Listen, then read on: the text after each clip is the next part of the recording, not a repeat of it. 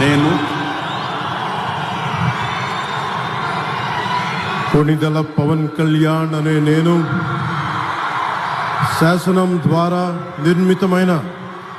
భారత రాజ్యాంగం పట్ల నిజమైన విశ్వాసం, విధేయత చూపుతానని, భారతదేశ సార్వభౌమాధికారాన్ని, సమగ్రతని కాపాడుతానని, ఆంధ్రప్రదేశ్ రాష్ట్ర మంత్రిగా నా కర్తవ్యాలను శ్రద్ధతో, అంతఃకరణ శుద్ధితో నిర్వహిస్తానని, భయం గాని, పక్షపాతం గాని,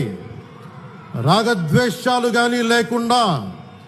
రాజ్యాంగాన్ని, శాసనాలని అనుసరించి